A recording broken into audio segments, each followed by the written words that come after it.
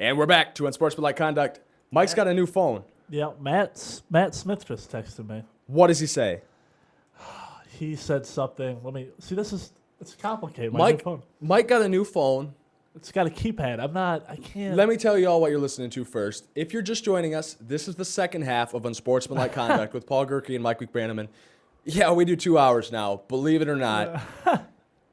We talked about Mike's computer last week and his Trojan viruses. He's got that fixed thanks to his computer whiz brother, and he managed to break his phone one way or another, and now he's got a new one, and it's got a keypad. It's the first time Mike's ever had a keypad phone. I have massive You want to hold hands. it up for the camera there?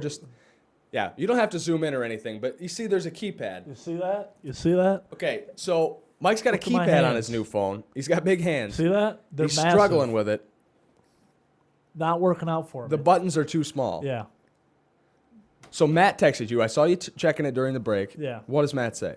It says, told Paul, too, if you need me to call in, let me know the topic and number. Otherwise, good luck with the show. I already did.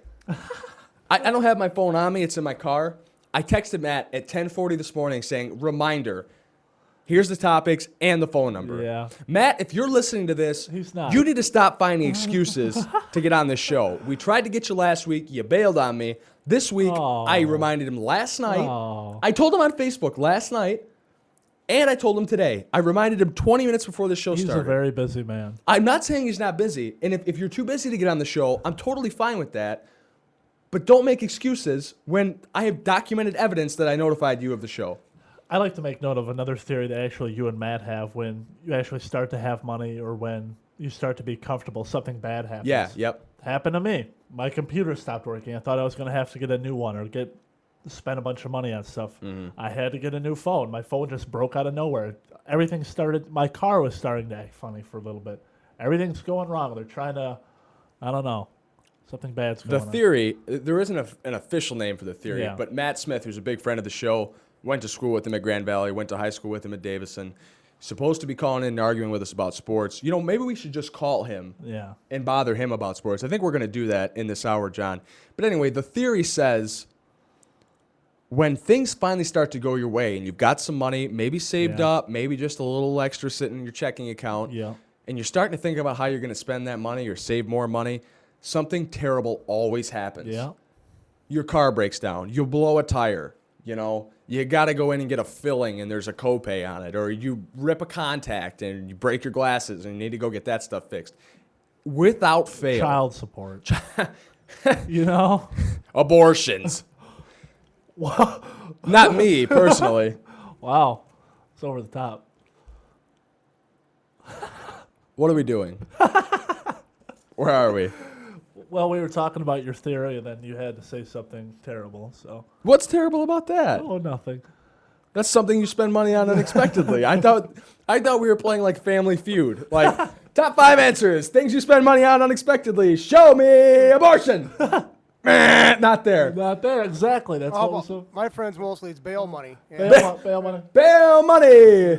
Number one, right there. Number 1, bail money. Depending on who your friends are. 3 people surveyed. Top 5 answers are on the board. Yeah. Who was the host of that show on GSN? Why can't I remember his name? Wasn't there? There was a few. They went through a whole bunch. No, I'm talking about this guy. Louis Anderson? No, not Louis Anderson. The creepy one. The one that would sidle up to the women and be like, oh, the Richard Dawson? Yeah. Richard Dawson. Yeah. You want to give me a kiss real quick before we make you guess your answers? Ever touch me again, Paul. Funny story, real fast, before we get into sports. When we were in high school, we were in the same AP literature class, and there was a professor, or a teacher, I guess, named Mr. Ricketts. He was a big fellow that wore sweaters, and had a beard. He was all burly. And he spoke like this, and he was very precise in the way he said. He made hand gestures all the time. Anyway, one time, Mike just went up to him without warning and hugged him goodbye, like at the end of class or something. Mike was a weirdo in high school. Mike's a weirdo now, but Mike was even more weird then. So he hugs the teacher. He hugs the teacher, and Douglas Ricketts says, "McManaman, don't ever touch me again." I remember that. It was hilarious. You had to be there, maybe. But that's where that "don't ever touch me again" line comes from. Yeah.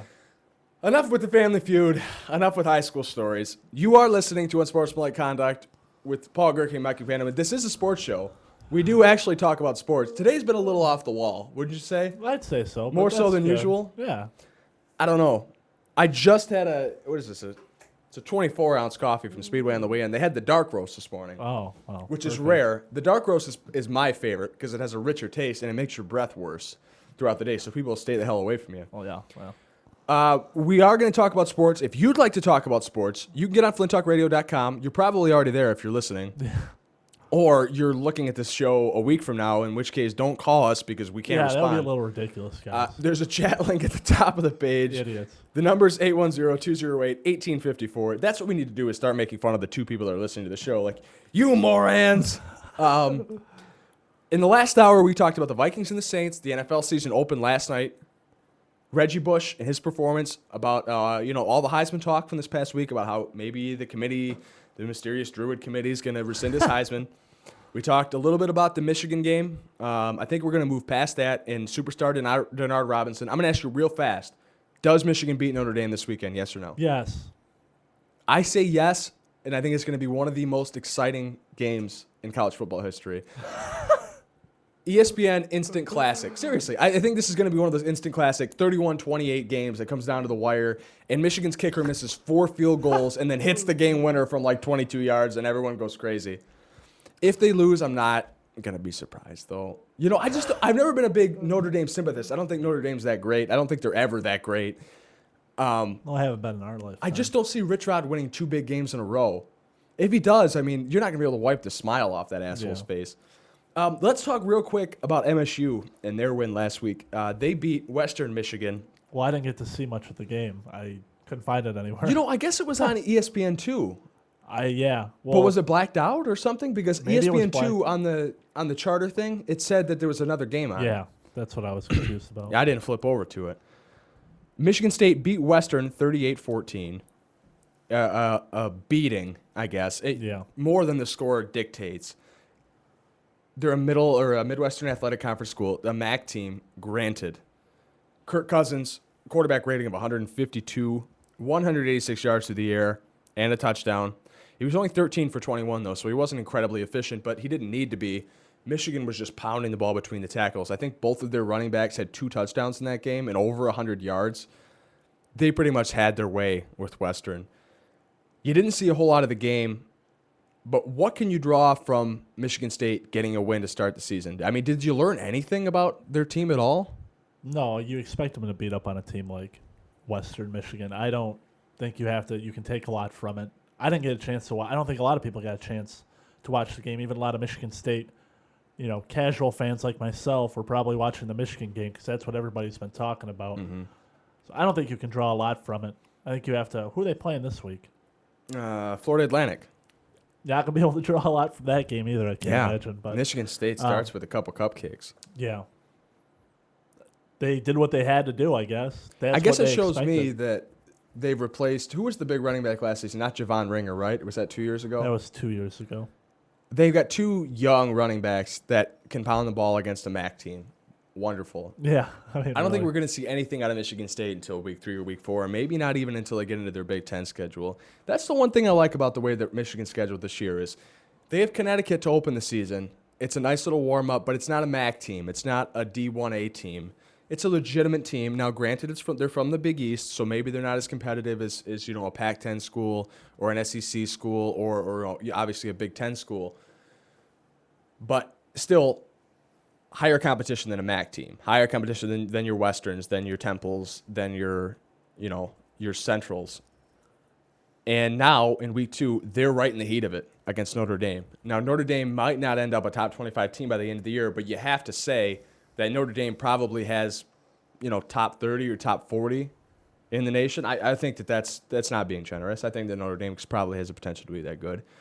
So Michigan, we're going to find out right away if they're going to be competitive. Michigan State, we're going to have to wait for a while. Yeah. What do you think that does as an athlete? You're the go-to guy for athlete questions. When you don't start your schedule against tough opponents. From my experience, it's a lot tougher to get. We talked about this last week. Yeah, we brought it up. The briefly. Boise State conundrum type of thing. I think it's better to start off with a tough schedule. If I was a coach or athletic director, that's what I'd want to do.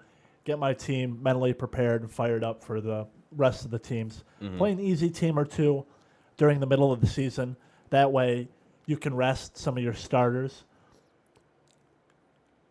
I think that if you start off with an easy schedule, you're going to have a tough time getting up for those big games. And when you do need to rest your big players in the middle of the season, you're not going to be able to do it because that's when you need your top athletes to perform. So I'd rather have a Michigan-like schedule. I think they did a better job getting these because UConn, they said, was pretty good. And whether or not they are really good, I guess, is to remain to be seen. One more quick thing about MSU. They're playing Florida Atlantic this week, as I said.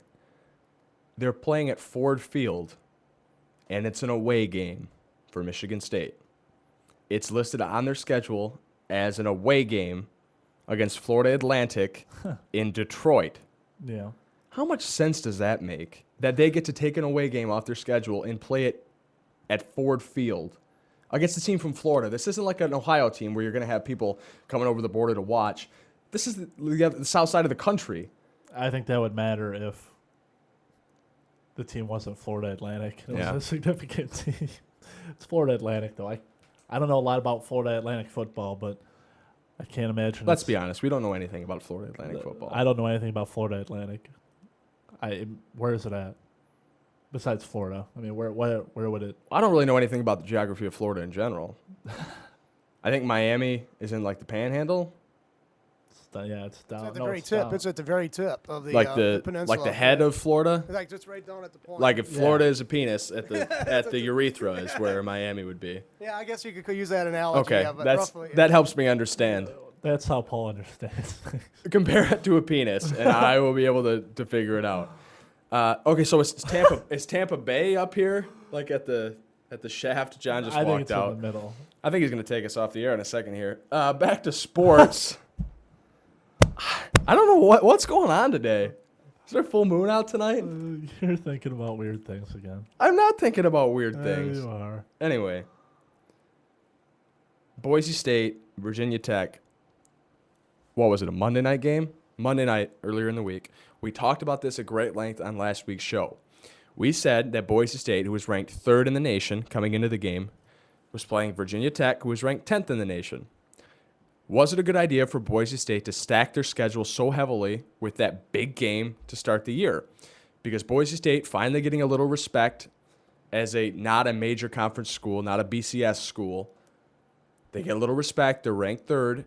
If they blow that game against Virginia Tech, they're out of the national talk for the national championship. They're done. There's no chance. Boise State dominates Virginia Tech in the first quarter of play the other night, and I thought they were just going to roll over Virginia Tech. Virginia Tech makes a comeback. They take the lead, and it looks like Boise State had just let it get away. Kellen Moore leads his team down the field with a little over 3 minutes left, or a little under 3 minutes left, no timeouts, throws a game-winning touchdown pass after a couple controversial penalties, a no call on a hit from behind on a kickoff return, a no call or a call for unsportsmanlike conduct, funny enough, for a hit out of bounds on Virginia Tech that led to Boise State's game-winning touchdown. Boise State comes away with the victory. Is their season paved in gold now?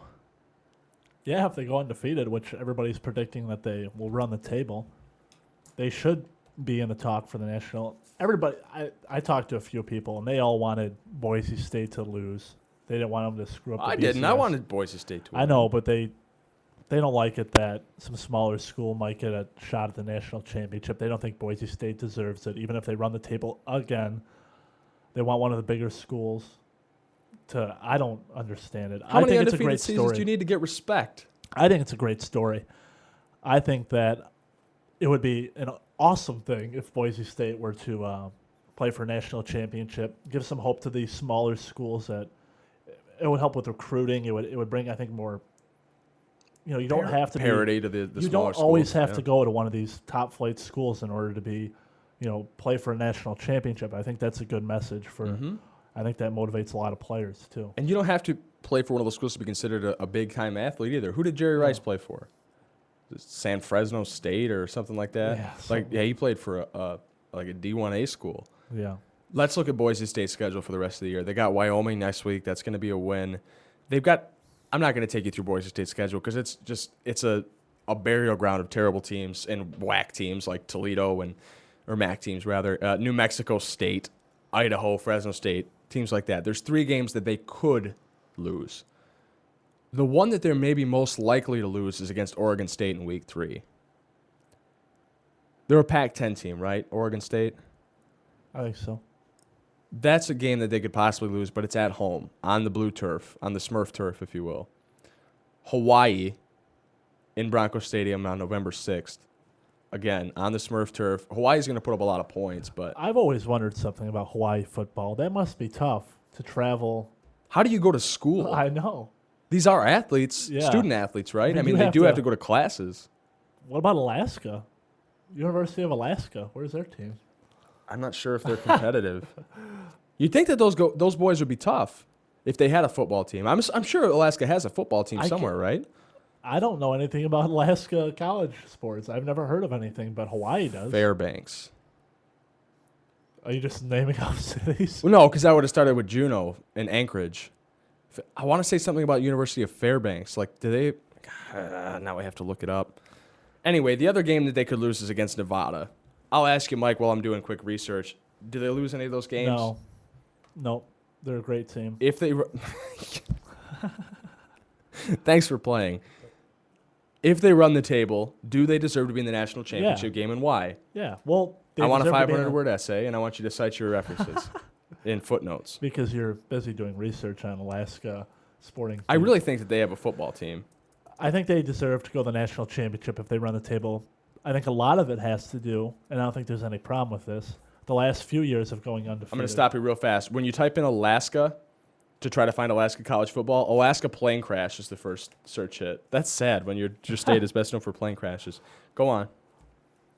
What I was saying was, over the last few years, all the undefeated seasons, I think they deserve some respect and to make up for some of those years where they maybe should have played for a BCS championship. I think they deserve it this year, especially starting it off with such a great win, such a great game that I think it's about time you give them the respect they deserve after this many seasons. I think you give it to them. At least the opportunity to play. Amidst all the Alaska plane crash links that you get from Google when you search Alaska college football, maybe they had a plane crash that involved a collegiate team at some point. On Wiki Answers, there are sadly not any college football programs in Alaska. No Division I, no Division 1A, AA, 2, 3, or NAIA schools located in Alaska. Wow. So basically they're saying the people of Alaska are unathletic and uneducated, right? Well, I think they're all in igloos. If you're listening out there, Alaskans, screw you. You're stupid and not good at sports. They ride around on Take that. dogs, dog mushing, and Dog mushing? yeah. What is that? Yeah, Iditarod. Yeah, that's all they focus on. Maybe that's the extent of their athletics. That's what make you think that Mushing they had like dogs. some... That's pretty grueling, though. It's Oh, like, it what, is, 1,500 yeah. miles or something Yeah. like I'm that? not doubting that it's grueling. Yeah. But you think that would make some stocky football players. Yeah. Well, if the football players had Were to the do dogs. they had to. Oh, that would be something. Maybe that's what they should do. Yeah. Get some humans, like 15 humans, and you have to carry a dog around for 1,500 miles. Switch it up. Story of my life. Mike, how can you get on the show? Why would you want to get on the show at this point? You're just going to be berated. No, you won't be. We're friendly. 810-208-1854. I heard you got a couple stories. Let's hit on a few of those real fast before we get into more football talk. All right. I got a few stories here. Story me. Story me timbers. This is one for you. It says Kirk Maltby remains a member of the Red Wings family. I was just curious how you feel about that. All right. I don't. It frankly pains care. me to speak ill about Kirk Maltby, a member of the grind line from the Red Wings Stanley Cup championship teams with Darren McCarty and Chris Draper. Kirk Maltby, if you haven't read, was just given, I think, a little over the veterans minimum. Is it a 2-year deal or a 1-year deal? I think it said 2 year. I believe it's. I hope it's a 1-year deal. But if it's a 2-year deal, I'm not going to be upset. The good thing about bringing Kirk Maltby back now. No, it's a one year deal. Thank God. For last season, Kirk Maltby was supposedly going to retire after suffering a shoulder injury. He's up near 40 now. His prime is way behind him. He was never a great goal scorer, never a good assist man. He's pretty much just a mucker and a grinder, an agitator. And as you get older and your skills degenerate and your ability to take punishment degenerate, so does your performance in the National Hockey League. Kirk Maltby, it's time for him to go out to pasture. The Red Wings did not seem at all interested in re-signing Kirk Maltby with the kind of depth that they have coming up. You know, Darren Helm, Justin Abdelkader, Matthias Rietola, Drew Miller pretty much securing roster spots. You want to bring along a young defenseman like Jakob Kindl. It's tough to find a spot on the roster for Kirk Maltby, especially when Chris Draper's still here. And Chris Draper's already locked into a contract. And Chris Draper may begin the season in the AHL, but he's going to find his way onto the roster at some point, whether by injury or other means, resting guys. It's tough to say, let's go sign Kirk Maltby. Well, Kirk Maltby has been almost a career Red Wing. I believe he played for the Oilers before he signed with the Wings, but he's pretty much made his buck with the Wings. The Wings decided to bring him back for 1 year, but the good thing about this contract, I'm finding the silver lining here, Mike, is that it's a two-way deal. He gets something like $101,000 or $111,000 a year to play in the AHL. If he plays a certain number of games in the NHL over the course of this contract, he gets the veterans minimum, which is like $575,000 or something to play for the Wings. I'm not upset about the money. The Wings needed another player on the roster, and you might as well, I guess, have depth, have veterans, have guys that have been there and won the championships. Yeah. But as far as Kirk Maltby as a player, I don't see where he fits into this roster. He's not young, he's not athletic, and he's not old and can score goals. If you've got veterans on the team that can't compete athletically with the younger guys, you better at least be able to rely on them for some production. Yeah. And Kirk Maltby doesn't have that. I don't like the signing personally. I think you could have found that roster spot better suited for a younger, more athletic player coming up from the Griffins. Mm-hmm. Maybe try to get Landon Ferraro on there, Ray Ferraro's son, who's, I guess, coming along pretty well in camp. You know, maybe he's not ready. Give Kirk Maltby one more year, let him have one more lap around Joe Louis with a Stanley Cup in his hands and send him off to pasture. But I'm not a big fan of the move, but I can't hate on it because it's not costing Kenny Holland a whole lot of money, and it's a two-way deal. So if there's no injuries that beset the Red Wings, knock on wood, he could play the whole year in the AHL, and we could be totally cool with that. All right. That's about all we need to talk about. We have a lot. Thanks, guys. We have a lot of topics. I miss hockey, man. I know you do. That's why I wanted to give you a little hockey love there because I know you. Little mental masturbation. Yeah, Thanks. well, here's the next thing that I read about, and I've heard this in the preseason already, and it's kind of making me sick, and I think it's a little bit much. But how do you feel about all these comparisons to Javid Best already being Barry Sanders? Jeff Backus just said he has a lot of the same skill set, and he sees a lot of the same traits in Barry Sanders as he does Javid Best. How do you feel about breaking out the Barry, lines already? I think it's a little excessive. I think they're drinking the Kool-Aid a little bit, but if Jeff Backus says that he's got the same skill set as Barry Sanders, I'm not going to disagree with that. They play the same position. They both cut really quickly. Javid Best can break off a long run like Barry could. Same skill set, and saying that they're the same athlete or perhaps have the same potential is totally different. I think that Javid Best has a very similar skill set. I don't think Javid Best will be nearly as successful. I can't hate on Jeff Backus for trying to generate a little hype for his rookie running back, a year that's going to be pivotal in the development of the Lions. Now, everyone thinks the Lions are going in the right direction. If the Lions somehow take a step back and win one game this season or win 2 games this season, it's going to be a catastrophic failure for the new management. It's going to be a catastrophic failure for these young players that think they legitimately have a shot to contend at least for 500 this season. I just think it's a little bit ridiculous to compare an unproven rookie to one of the greatest, if not the greatest, NFL running back of all time. When you've only seen the preseason, I can see that. Compare him to somebody else. There's been a lot of players that can cut really well, and there's been a lot of fast running backs. But to compare him to Barry Sanders already, I think that's a little excessive. Well, that's because Barry Sanders is the talk of the town, and he's the guy, the one that got away, and he's the big Lions running back. And I understand that. It's just a little nauseating, I think. Well, that's true in all sports, though. You have all these unproven rookies that you're comparing. Like Matt Ryan, when he got off to such a hot start in Atlanta, it's like he's the next gunslinger. He's Brett Favre. He's Brett Favre reincarnated. Michael Jordan. Reggie Bush. He's the next Jim Brown. Look at him run. He's going to be a Hall of Famer. And then he turns out to be a total bust. Yeah. I hope Java Best isn't like that. My biggest concern is injury with him. Yeah. You know, he's already shown that he was a little banged up in the preseason. And, you know, the Lions have a habit of getting injured. And a lot of it stems from a mediocre offensive line, which I will argue is an average offensive line, and that's about as generous as I can be. Yeah. I would say that if Stafford, Calvin Johnson, Javid Best, you know, and Louis Delmas don't suffer any more injuries this season, the Lions can compete for a 6, 7, 8 win season. But that's not going to happen. At least a couple of them are going to be hurt and miss some time. I have one big topic we could talk about that I've always... Boxing is my favorite sport, by the way. There's been a big controversy this week, as you know, with Floyd Mayweather and Pacquiao. Mayweather went on some Ustream or some website and had like this big, long racist rant. Yeah, I heard about that. About how Manny Pacquiao, you know, won't fight him, except he was racist, and he said a bunch of terrible things. I think it's kind of sad. They say this is going to be the biggest fight of all time, money-wise. I don't think that these are the two greatest boxers of all time. No, I don't think that. But that's what everyone wants to see right now. Yeah.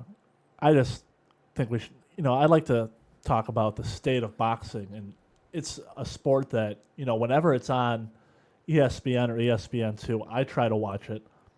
Whenever you see a classic fight, that's something we always tune into. You know, we've called, you know, people be like, hey, you know, Mike Tyson, you know, classic boxing is on right now. That's something I'll always watch. And I wish we could get back to that. And, you know, we have some theories about how to get back to that. And, you know, if you want to talk about how to get boxing back into relevance and why it's not important anymore, why it's gone away, because it's a great sport. It's the most primal of all sports. It's a man fighting another man and just kicking the shit out of him. Wow. Is that the first time you've sworn on this show? Yeah. I want to talk real quick about the Mayweather rant. I don't want to give this a lot of attention because a lot of what he said is racist at best. Is racist at best, if that makes any sense. If this was anybody else, I think they'd be getting a lot more attention for it. Yeah. Because Mayweather has a history of having a mouth like this and boxing doesn't get a lot of attention from mainstream media, I heard earlier in the week, ESPN.com reported on this, but they never took it to SportsCenter, which has the biggest penetration of ESPN's programs. That's what she said. I really wonder what he's thinking here. Is he... I don't want to say the things that he said about Manny Pacquiao on the air. I don't think that they deserve the merit. Well, he said he apologized. He said, I do want to apologize for what happened the other night. I want to apologize to everybody because everybody thought it was a racist comment that I said. I don't have a racist bone in my body. I have nothing but love for everybody. That was a racist comment. So that's from a boxer? Yeah. Yeah. Oh, okay. I got nothing but love for everybody, all races and creeds. Except you know, if you're the racist... Asian, then I have a problem with The racist stuff is... If you want to read the comments, they're online. You can find them. I'm not going to give any love to him here. I don't like the fact that he's getting involved in that, especially because he seems like he's a coward and doesn't want to fight Pacquiao. Yeah. He's been delaying this fight for forever. He does. Oh, he didn't get the right kind of steroid testing. The money's not right. You know, it's just excuse after excuse after excuse from his camp. Yeah. Boxing in general, I'm going to let you go off on this, but I'll add one thing real fast. The reason that I can't get into boxing now is because there's something like 20 weight classes. Yeah, that's a big It's part of it. unfollowable. There's too many belts, and it's not just one federation. Boxing is not united. There's, you know, there's like 3 different major boxing organizations and like 20 different weight classes, and I just can't get into it. Yeah. I think the problem is I think there's 2 things that have ruined boxing. I think pay-per-view has really ruined boxing. Mm-hmm. In order to watch any fight of any relevance at all, you have to buy pay-per-view. And I think that needs to get away, and you need to have fights like on ESPN. They showed Mike Tyson fights on ESPN. They used to do stuff like that. Before he was big, granted, but... Well, some of them, they would still show some bigger fights, at least on some of the more mainstream, at least on like HBO and stuff. They'd show it on, like the Tyson fight with Holyfield. The Holyfield one was on HBO. HBO. Yeah. and some people could tune in, but you can't do that anymore without paying $60. So it's hard to follow. That's so absurd. It is. It's insane. They make so much money off one fight, and it's not. It's really never. We watched the Mayweather. Who was he fighting? The last big fight. Yeah. We watched that, and it was the card before was more exciting than the actual. Yeah, that was a good fight. I don't remember who was competing in it. We could look it up, but it's not really relevant. Yeah. So how can you charge that much to watch a one-time event? I have no idea. Especially when it could be over in seconds. Yeah. The title fight could be over in 15 seconds. One big punch, and that's it. It's over. Yeah. And you spend $60 for 15 seconds? Yeah. I think that's happened on Tyson fights before. Yeah. It's been like, he knocks somebody out in 15 seconds. What's the point in paying for it? Yeah, that one guy. He didn't knock him out, but it was that he fought that God, what was his name? I saw that too. The Mayweather fight? No, the when Tyson was fighting that guy. Yeah. God, his name is escaped. White guy. I can't remember. Yeah, his name he was now. an Irish guy. Yeah, Irish guy. Yeah, and he just threw in the towel. They threw in the towel like 1 minute into the bout. Man, Yeah. Yeah, Tyson's finished a lot of fights quicker than a minute. But, what's the going rate on pornography on a pay-per-view basis, Mike? I don't know. You do know. It's like $13.99 or like $14.99, and that's for like an hour program, okay? That's an absurdly high price with the internet the way it is. But for pay-per-view fights to be even more expensive for a one-time thing, that's such a waste, wouldn't you say? That's too much money. I don't know about talking about the economics of pay-per-view and pornography. I'm just trying to relate it to your experience. Whatever, Paul. Anyways, let's get back to the topic at hand. I'm just saying that the price is too high. I understand. I'm comparing Listen, it. You've talked a lot about pornography. You've mentioned penises a lot today. I want to go back to bed. I'm just saying. Let's get back to the topic at hand, boxing. I think the other big problem is people like to see heavyweights. We don't like to see the little guys, the finesse. That's all right if you're like a true boxing enthusiast and you love the art of boxing and stuff like that.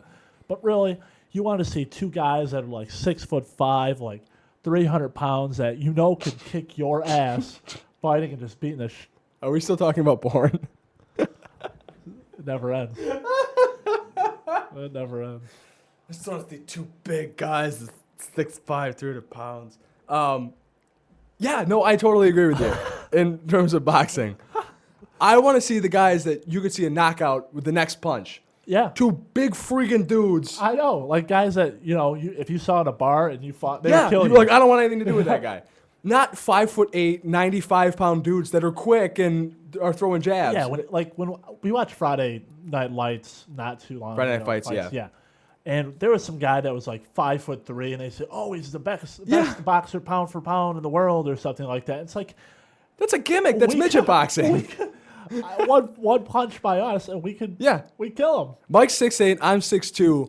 I think we could beat up anybody that's 5'3". I don't care how good of a fighter you are. If you're 5'3", you're dead. You're dead. You're just a little guy. I know, but you want to see guys that are just, it's Agreed. back to that.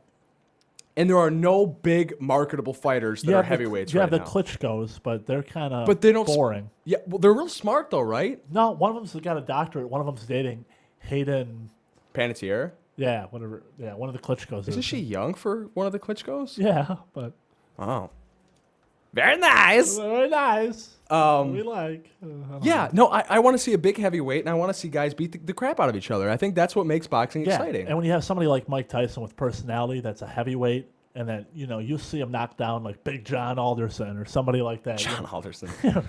One of my favorite. You see the popularity of boxing sort of being absorbed by MMA right now. Yeah. Because boxing had the captivation of the nation with Mike Tyson in his prime and in the late 80s and early 90s, and they sort of let it slip by not promoting their big fighters, not consolidating the weight classes and the different title belts. Too much pay-per-view. And suddenly, the desire of the American populace to see people get the snot kicked out of them is still there. Yeah. And so MMA and mixed martial arts fighting in general sort of picked up all that fan base. Their biggest fights aren't on pay-per-view. You can watch Randy Couture and you could watch Kimbo Slice back when he was popular on ESPN or on Spike TV. I mean, you don't need to pay to watch the best athletes perform, and that's the way it should be in any sport. Well, they have pay-per-views. If I'm not mistaken, they're at like UFC 150. Right. Like but that. you could still watch the big fights.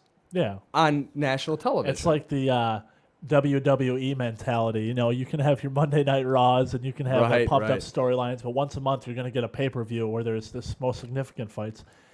You know, if we could see some of the boxers, the big boxers fight like on a Monday Night Raw kind of thing, but, you know, not like that, Right, but right. like just fight so you can get behind them. But you can't, most people haven't seen, I'm going to go on a limb and say most people haven't seen Mayweather fight unless they've had a pay-per-view before.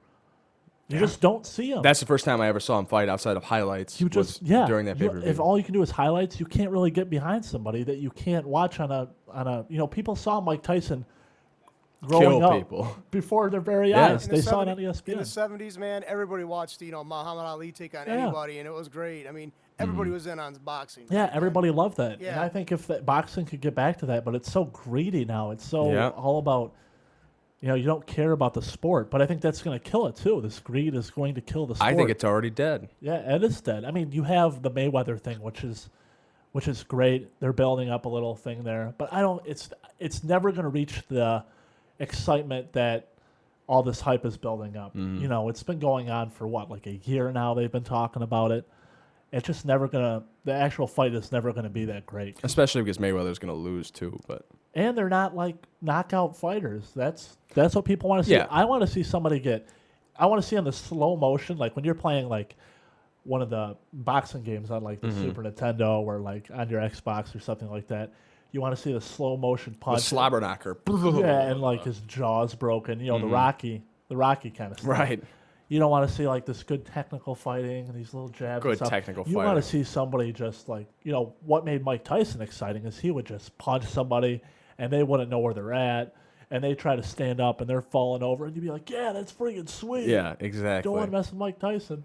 Good technical fighting. Let's bring that up just for a split second here. Who wants to see a good technical fighter? I wouldn't mind that every once in a while, but the fact is that that's all I see now. You never see a knockout. Nobody wants to watch a good technical free throw shooter in basketball. Like, he's got great form. He sucks. That's the same thing with like the WNBA. They have great fundamentals. We could talk But about that's women's not sports. exciting. That could be a whole show. I know, but that's like the same thing. Is that Yeah, no, I they're agree. great technically, but they're just not exciting. You don't want to see. They can't dunk. They can't do a lot of the. They don't have the same athletic ability. You have to respect them, and I respect some of the. You know, I respect Pacquiao and Mayweather and their abilities, but it's just not something that we can all get into and that casual boxing fans can. I think pound for pound, they're probably more apt to knock somebody out than most of the fighters their size. And I think if those two did fight, it would end in a knockout. But that's still not the kind of boxing I want to see. And I totally agree with you. I need to see big contending heavyweights that are going to beat the brains out of each other. I think that's what's good for boxing. If you want to get on the conversation, boxing, football, or otherwise, the number's 810-208-1854. You are listening to the second hour of Unsportsmanlike Conduct with Paul Gerke and Mike McManaman. We have like 22 minutes left in the show, and I've got so much stuff that we still wanted to get to. Yeah. How are we overstacking 2-hour-long shows? I don't know. I didn't really expect to get off on the Mayweather thing, but then, you know. God forbid one of you people called in, because then you'd really throw a wrench in our progress here. Still no word from Matt Smith. Have you checked your phone since the beginning of the second hour? We still only have one other person in the chat room. I'm sure someone's listening at some point in time in the future. For you, the future listener, hi. Hi. Thanks for joining us, not live, but later. Yeah. I appreciate your dedication to the show. Maybe call in next week. I want to talk about the Lions real fast. The Lions have their season opener Sunday against the Bears. The Bears. The Bears. Who wins in a race? The Bears team bus. I don't do a good John Goodman or the Bears. Anyway, who wins, the Lions or the Bears on Sunday? Bears. I think the Lions are going to win. This is a big problem we had when we went through the Lions schedule last week. You disagree with the Lions. I think the Bears' defensive front has been bad. I've heard nothing but terrible things about Tommy Harris, their big D tackle, about how he's not achieving his expectations. I've heard a lot about the Bears' secondary. It's kind of suspect, maybe suspect to rejuvenated Matt Stafford throwing some touchdown passes to Calvin Johnson, who I have on a fantasy team this year. Chicago's run defense isn't incredible. Nobody knows what Brian Urlacher still has left in the tank at middle linebacker. He missed most of last season with an injury. Lance Briggs isn't what he used to be. They say Lance Briggs is going to play, by the way. They didn't know if he was Oh, I'm sure Lance Briggs will play. I didn't know he was hurt. He is kind of hurt. Is Urlacher going to play? It doesn't say anything about Urlacher. I'm sure he'll play. I'm sure he's fine. But at the same time, the Bears aren't invulnerable. This is not the Bears team that went to the Super Bowl against the Colts a couple of years ago. Jay Cutler last season had a quarterback rating of 76.8 throughout the season. That is about what Kirk Cousins had. No, wait, not Kirk Cousins. Who was the other quarterback? Brett Favre. Favre had about a 76.8 last night, okay? And Brett Favre had a pretty pedestrian game last night. Cutler threw for 3,600 yards, which I guess is all right. 27 touchdowns, which makes you go, wow. Yeah. 26 interceptions, which is a huge number of picks, especially when you're playing in the NFC North, which is kind of a run-heavy division. Matthew Stafford, in comparison, if you were interested in his numbers, he didn't start every game last season. He did miss some time with injury, but quarterback rating of like 61-something. Yeah. 2,200 yards, 13 touchdowns, 20 picks. I expect Stafford's numbers to be reversed this year. I say probably like 22, 23 touchdowns and maybe like 10 or 12 picks. That's being optimistic, I think. That's being very optimistic. I don't think he's going to throw as many picks this season as he did last year. I think he's going to learn a lot from that. I think he's going to start throwing balls away a little more. I don't think he's going to go crazy with the touchdown passes. They always passes, talk about a but sophomore slump, though. not for quarterbacks, really. It's happened before. I mean, because I think quarterbacks are getting more adequated to the system. I think the Lions are going to win on Sunday. If they lose, the season's not over for them. I still think they can get 5 or 6 wins the rest of their schedule. I think they can beat the Redskins. They can beat the Rams. They can beat up on a couple other teams. I think you're going to split either the season series against Green Bay or the Minnesota. I think the Lions are going to surprise us in one of those games. The Thanksgiving game is always fun against the Patriots, but we can talk about that at another time. I think the Lions are going to have a competitive, close game on Sunday, and if they pull it out, I'm going to be real happy, and I'm going to be rubbing it in your face next week on this show. Okay. Stat line for Ndamukong Suh. What does he need to do on Sunday in order for you to be happy? He just needs to draw the double team, and I think his success will be based more on how many times that Van and Bosch and the other defensive end get into the backfield and pressure the quarterback and get a hand on him. I think that's how we'll determine. It's how much that Ndamukong Suh opens up the rest of the line, because I think he's going to be double-teamed. If he's double-teamed and he can, even get into the backfield a few times, but he can open things up for other people, I think that's success. I agree. I think he needs to be the workhorse in the middle. I don't think his stat line is going to be big. We've talked about this a couple times already on our shows. But if he doesn't start to produce at least a sack here, a sack there, a hurry there, a tackle in the backfield there, I think you're going to see a lot of people in Detroit start to raise their eyebrows. Now, granted, you're looking at a Detroit Lions team that's drafted skill position players for the most part in the first round over the last few years. Javid Best last season. You're talking about Calvin Johnson, Mike Williams, Joey Harrington, Matt Stafford, Charles Rogers. This is a team that's drafted a lot of skill position players, and skill position players, you can tell right away when they're producing. Touchdown catch, touchdown pass, 50-yard run, etc. This is the first time in recent Lions history that they've drafted a big, mean trenches player in a high draft position. So I don't think the fans of Detroit are really going to be so keen on Ndamukong Suh going through the first 5 games with 2 tackles and no sacks. I agree, but I think a lot of the analysts and stuff are talking about, and the newspapers are bringing it to the attention of the common fan, and we're bringing it too, that it's not all about stats with him. And I think if the fans just see that the defensive line is talented and are doing things that they've never seen before and are getting to the quarterback, I don't think they'll single out a player whether about his stats. I don't think they'll care. I don't think they're going to look at the box score, the casual fan. Mm-hmm. I think they're just going to be like, wow, this is really impressive. And one of the reasons is because of the Ndamukong Suh. So I think that's all it'll take. It'll take some, getting into the backfield, getting the quarterback, knocking him down a few times, maybe getting a sack or 2 from the. If you'd like to share your opinions about the Lions' hopes and aspirations this season, you can hit us up on our Facebook, Unsportsmanlike Conduct with Paul Gerke and Mike McManaman. It's on the Facebook, not the MySpace, the Facebook. Yeah. You can go ahead and post on the wall. Give us a prediction. We'll give you some love on the show next week, especially if the Lions win. If you'd like to call in, you can do that, 810-208-1854. There's not a whole lot of time left in the show, but we'd love to hear from you. I got 2 more NFL stories I want to hit real quick, and then, we can kind of freeball the rest of the show. Maybe talk about men's basketball, the FIBA championships or whatever. Ben Roethlisberger.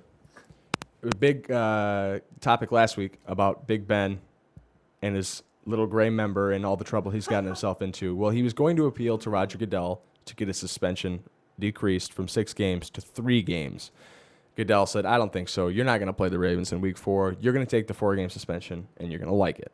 So now Ben Roethlisberger is out the first 5 weeks of the season. He can practice in week 5. Week 5 is the Steelers' bye week. So his first game will be week 6. Ben Roethlisberger is being rewarded by Roger Goodell for not raping.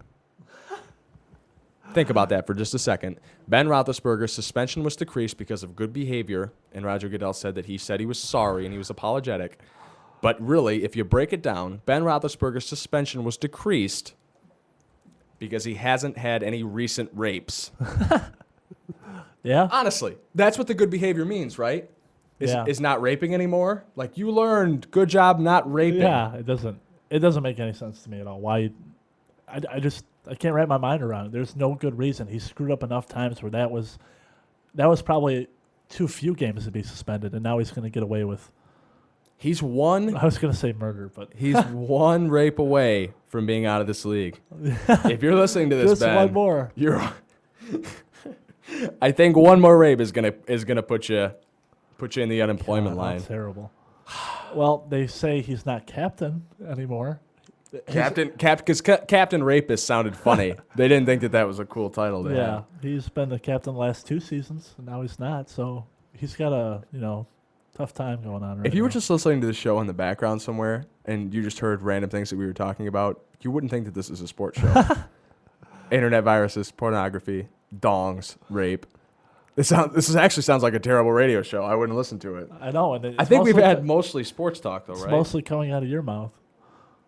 That's a good point. Yeah, so maybe the problem is you. I'll just leave then. You can finish the show by yourself. All right, Anyway, gladly. Ben Roethlisberger rewarded for not raping. You can chime in on our Facebook page if you'd like. We had somebody talk about that a little earlier in the week. Let me scan down and see it. I'm gonna give love. I think it was that Christina Lawrence lady again.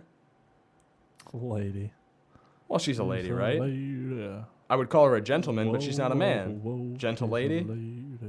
I I don't think we posted. Yeah, that. no, we did. She says, poor Ben, all the talent, zero judgment. Sigh.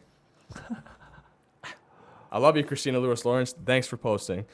Let's one more NFL topic real I love fast. the picture that was chosen here. Yeah, did you pick that picture, John? If John you- left the booth. John's abandoned us. If you look at the Facebook page or any of the links we share, a picture pops up, to go with the story. Right. It's a great picture. He's of doing the Ben. one eye thing that you do when you're really freaking wasted. Yeah. You're like, ugh. Yeah. You want to come to the bathroom?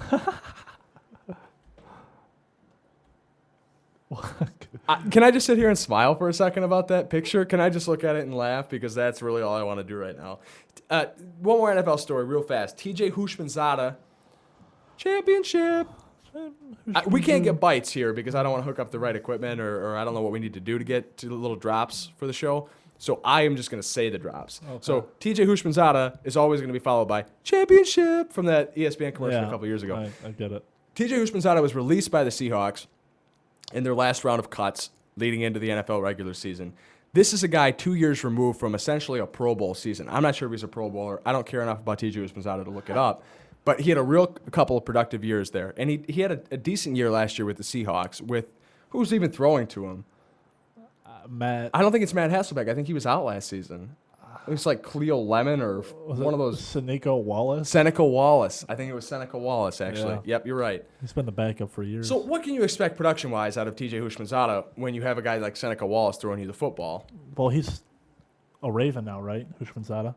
Yes, and that's why I bring it up. TJ Hushmanzada was signed by the Baltimore Ravens for the veterans minimum salary. Now, the Seahawks have to pay like $6 million a year of that deal still in guaranteed money. And the Ravens have to pay him hardly There's got to anything. be something we're not hearing about here. There's got to be something about Hushmanzada that's going on. It's very odd that they would cut. He was pretty productive last season, too. There's something that's not being said, but It could just be an attitude thing. It could be a lack of a willingness to practice or something like that. I mean, don't you think that's possible?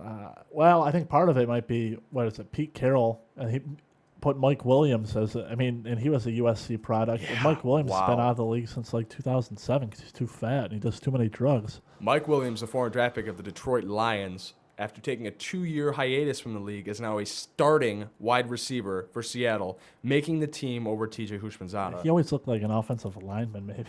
Yeah. It's huge. What do you think about the Ravens' Super Bowl chances now with Anquan Bolden and T.J. Houshmandzadeh and Derek Mason catching balls from That's an improved impressive. Joe Flacco? Yeah. If Joe Flacco can just throw the ball in the air, then hopefully one of them can catch it. Exactly. He's got a good. You haven't seen, with the Baltimore Ravens. I don't know why we need to discuss our love for the Baltimore Ravens. This is Flint Talk Radio, but I love the Baltimore Ravens. I do I always too. have. But they haven't had a wide receiving core. That's always been one of their big problems. They've had running backs like Jamal Lewis, but they've only had like one or two good receivers. But this is a good wide receiver core. Yeah, I agree. And I think Joe Flacco is going to be throwing the ball a lot more. And you've still got the Storm of Mormon, a big fan. I'm a big fan of him, Todd Heap, over the middle. Yeah. That's enough about the NFL. I was trying to find an article this whole time I believe I read it on The Onion, about Matt Hasselbeck. The headline was something to the extent of Seattle Seahawks bring back 10-year running joke, Make-A-Wish Foundation quarterback Matt Hasselbeck.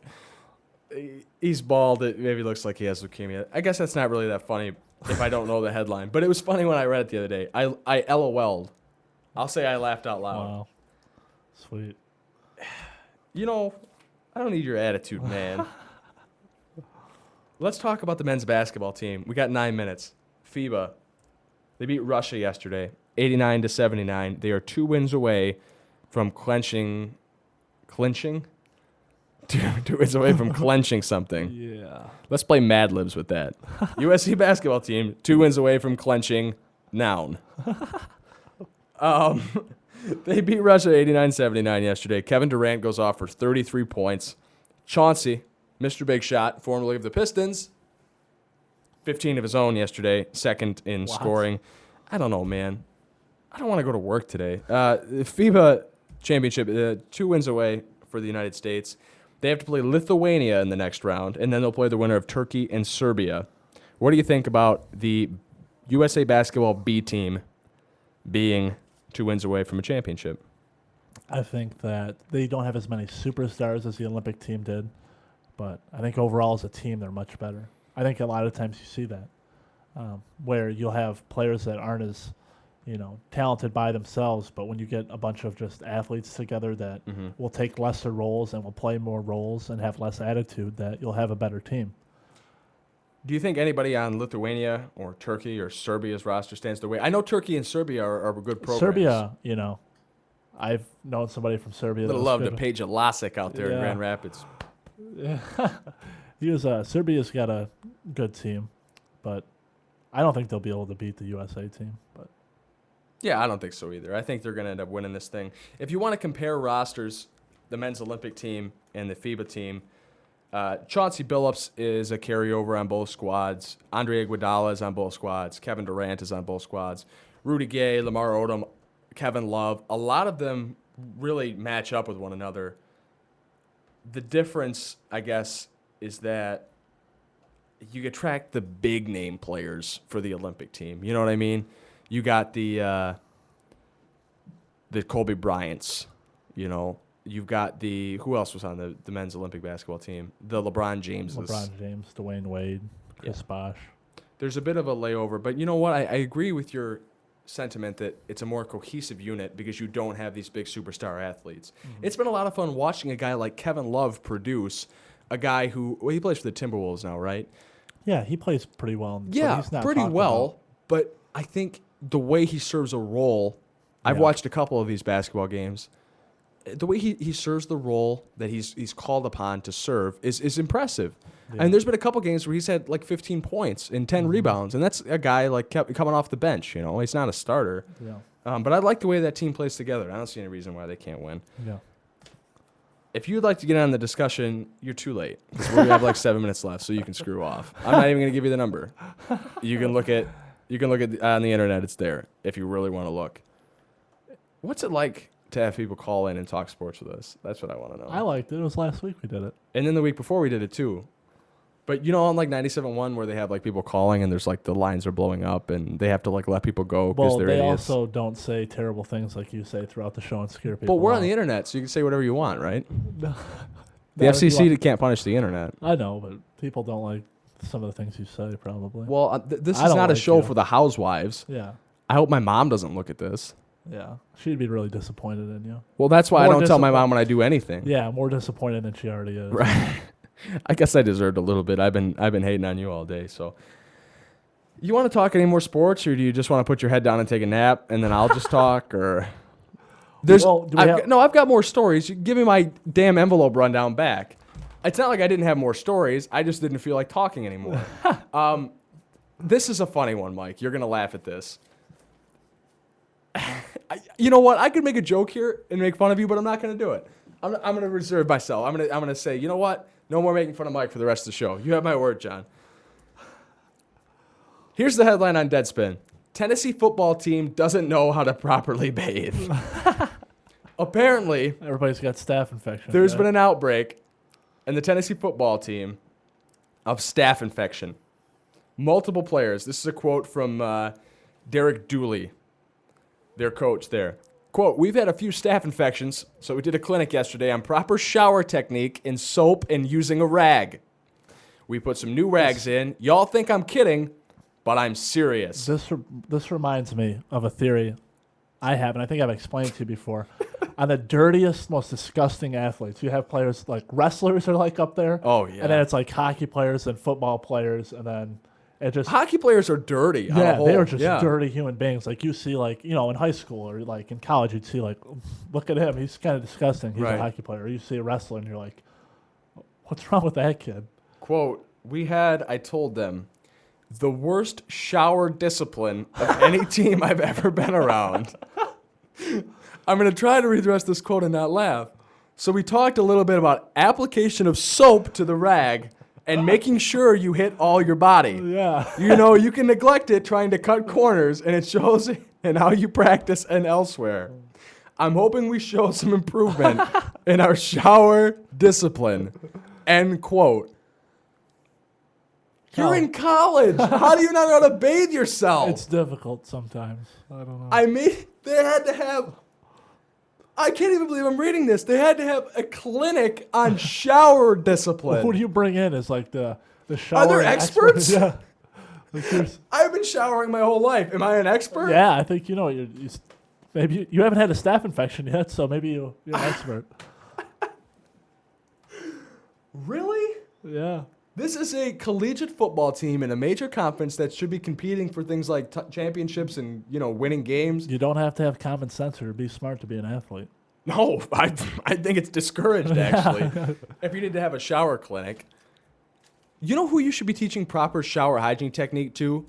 3-year-olds or something. Like kids that are taking their first showers. Where you're like, make sure you wash your ass because there might be an infection there if you don't.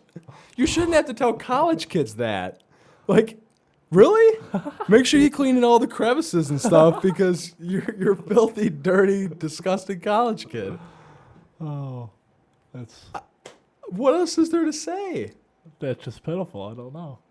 You're right about the wrestlers thing, though. The wrestlers in high school, cauliflower ear. Isn't that gross? Yeah. Is there anything more disgusting than cauliflower ear, John? That I'm aware of. No, not that I'm aware of. Yeah. That's sick. It's I just just want like- to poke it and make like it pussy explode. and stuff like that. That's yeah. what she said. For the women out there who are listening in the future, because I know you're not listening now, cauliflower ear, post on the Facebook page. How sexy is cauliflower ear? Yeah. That's a little gross. You know, if Tennessee can't succeed at showering, how can you expect, as a Tennessee fan, now I'm happy to say I'm not, how can you expect a Tennessee football team to succeed at anything? You can't. If you can't even properly, I don't know.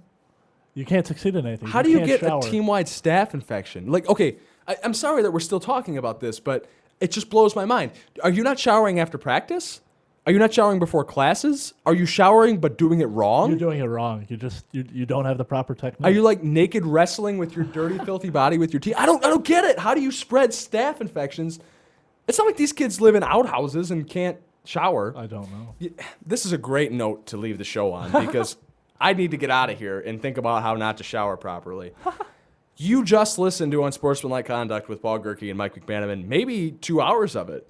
Yeah. Maybe. Maybe you're that one listener, but I appreciate it. We're going to have lots of people listening in the future. So We're going to you, join future you listeners. next week, 11 a.m. to 1 p.m., the 2-hour extravaganza that this is. You're welcome to call in. Leave us some comments on our Facebook. We'll post statuses throughout the week. I appreciate you listening. The number, 810-208-1854. Call us next week. We'd love to have you on the show. Thanks for listening. That's all for now. Peace!